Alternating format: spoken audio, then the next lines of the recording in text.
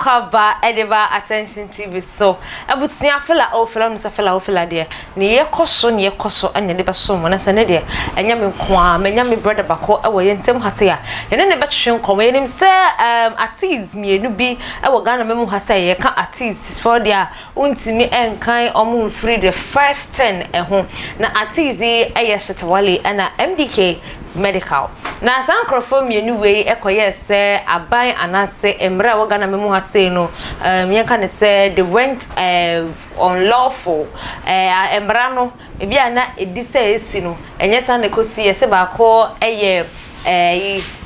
fear and panic ba ko so brandishing of gun na chese brandishing of gun no ni kwan se o chire tuo wo social media so if there wonim obi a onam social media na yakwala bi anaso obi a yeka se bipolar sebe ono so ewo bi a chese ohutu a wonu ohun ne de beye enunti ba ko so yesi fear and panic no chire se yesi mewu na de ne aso se yesi mewu na chire se sofo imi nwiye ebia na sofo no akobo pa se yembekum na chese ne prophecy no anan komshen embre muntino ma me yankasa mempe kwan bi so na me kan chire Ghana foni na se mewu na chire se sofo no nenim engu asese enkomshen of share ambem na chire se enteni kakra se mewu nanso embre chi kakra no yebeka se mewu ye ebusia ene hu komo ane betwe hu se ndra medical ene Shetawale ekopie mu e wo court a yenka se medical de kamera se court na aconvert na yekobi ase kra judge otna so edi asem no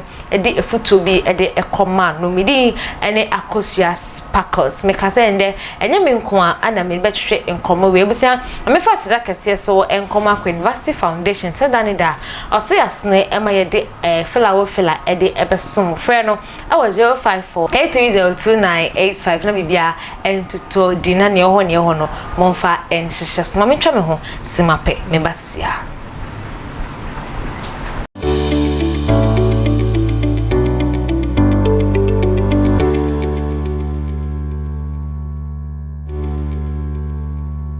meda say pa yes wunya bre e de twa ma metwa me ho simape e de eba yes na me di kan ye no and fela so ye be medical and Shetawale na ye be hwe sense me course so from October till 2022 February 21st yenka se court na masem so yenka say medical is now convicted efa so ma judge no efa so tunifo a medical na nkasa so enumuto enso kire se ono na oye guilty fi se o share to e wo social media so na bibia ekoto odin a everything is fine and now so krama nkrofo anyway ebo mu edenwumi epiepie ya latest one any stubborn academia ejentre ha ne kra no the video abetodwa e social media month na eso mesaka mabedwafo we nyina ye entertainment pandita ye bebobo medical ene Shetawale ho nsensem ho menya me mama kwaba yeah cause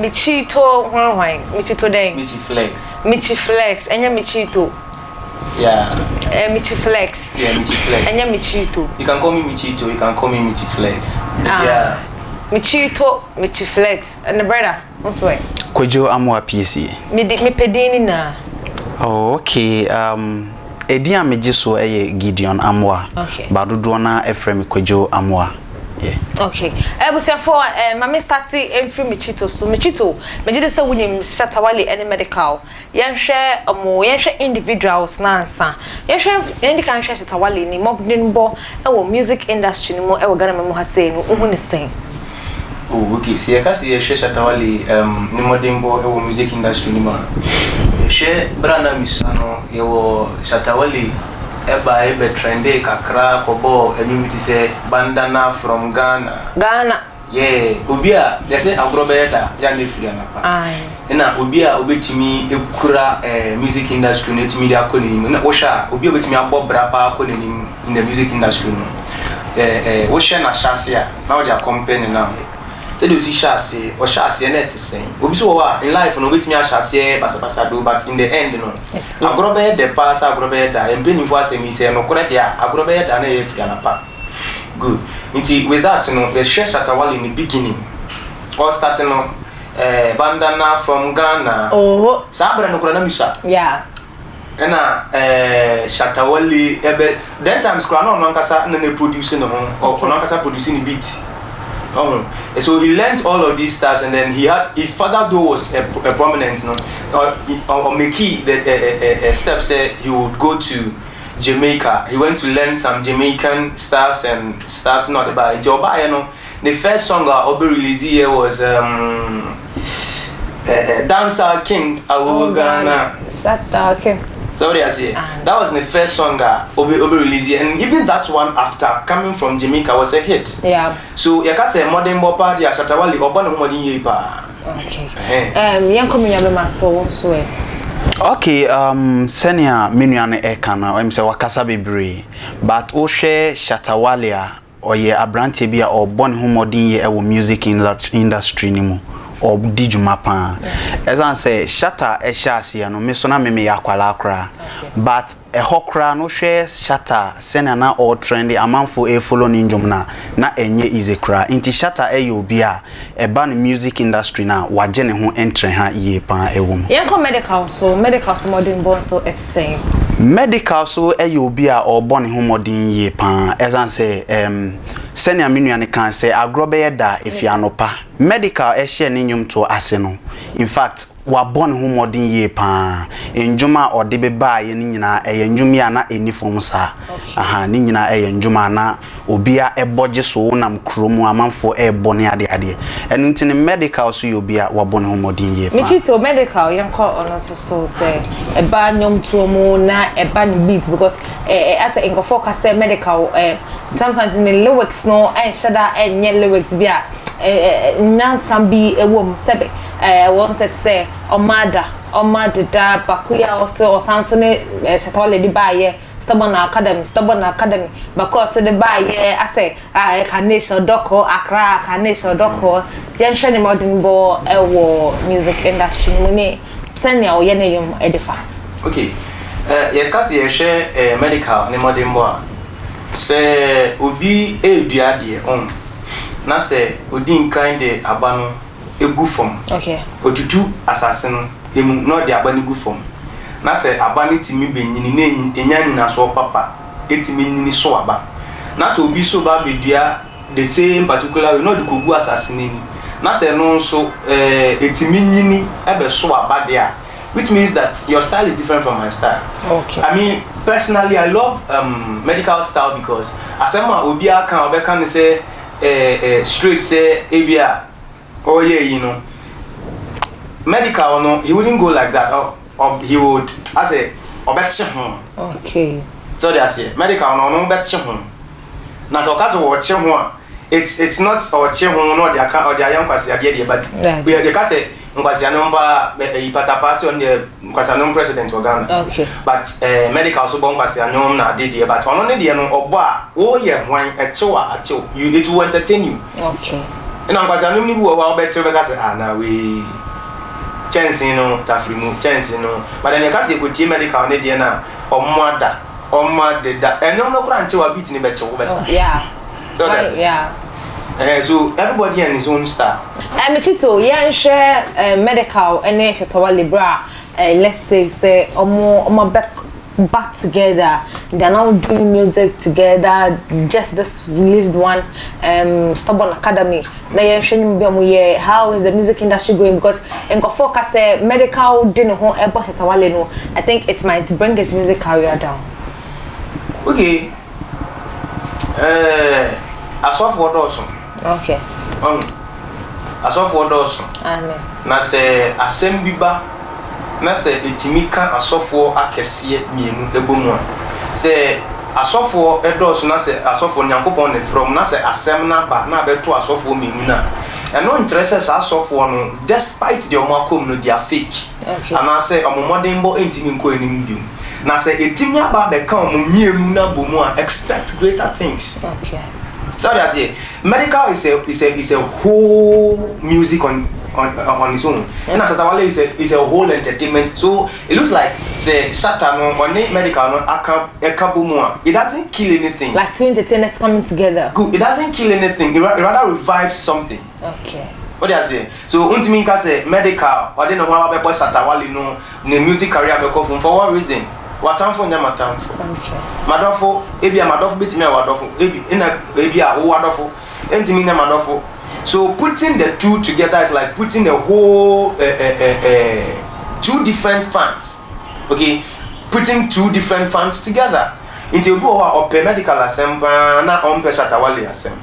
But because of this particular union no makum no mode bonyo no, I tell you say they are open medical assembly no Shatawale assembly ko kasata assembly ni buefu no. Okay. Ono so betimi atwe okay, omo mienu no kura ma kan bu ma bonyo. Nti yen ye wa ha na. So it creates a whole new sense in the industry. Okay. So what I say. Maybe I want to. Okay, we dey me do be ko echire kakra. Ye hwe ebra na ye wo school no. Na akyerɛkyerɛ from no edin nsɛm bia beto dwa sɛ bia ne a wopɛsɛ wo ye ne daache no. Eya na wadress e bia sɛ wopɛsɛ wo ye police a wobɛhye. Yeah. Ɛno nti no mema breso ebra na me wo school no. Lady bia na me ne ewo class.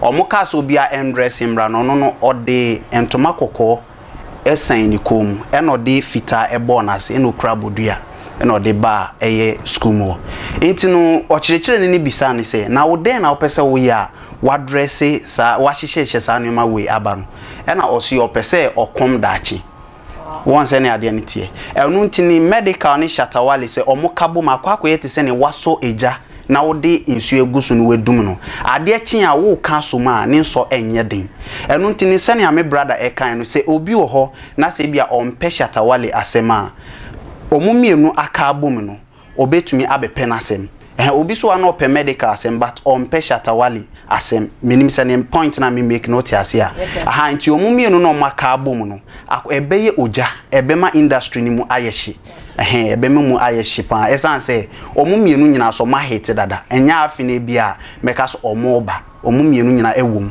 na medical Shatawale obi ate omunka even me na nakro we kura se kura obo medical din a enkoye no onfa nko adwendwen mu too much aha nti no omumienu no maka abom no ebe ti say steam a waka ehia ebe gidigidi pa yeah share issues with the courts of Ghana and with the law of Ghana yen kan say law ni any dini ya na any ndini okay ye embra embra say me amigina say mitumi fum na say embra betumi ni mi edia ombi obefum ewo oman yisu bia na wo so embra ne yeden etumi eni ni di esan say enioma na omo yeye no ensem fata ye hwe Shatawale die na enam bibi so ebia sofu bi na ye de ehye nkom na no so pese oma na ni wu nti na oye bibi sa aha eye ena meba mami ende masem no na yento aso meba mechito mane ende won say sene na meka no wo hu esan say sofu bi ehye nkom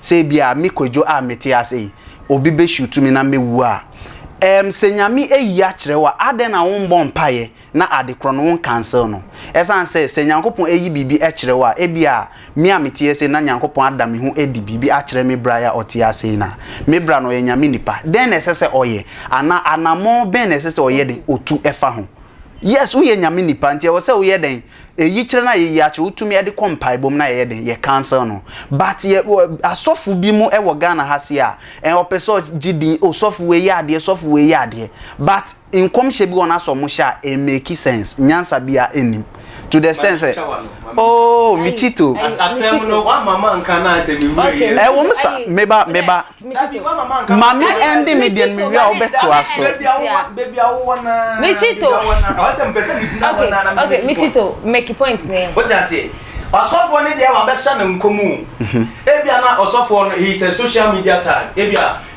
na so no channel it goes on Facebook, YouTube. It's already on social media. So but sofo bia ye sofo akoso amebo sofo bia ye sofo na shem kom no Shatawale sofo a shem kom say bibi say ba beto won so as bajemba no you don't just get up and say let me create something because I'm a social media baby no just because the meba ena unim se on ye hwe asofofo ewo oman wa obi a say law ni omudi ni ye law ni omudi ni ye because when you don't just get up and say let me create something to you go to the pastor pastor but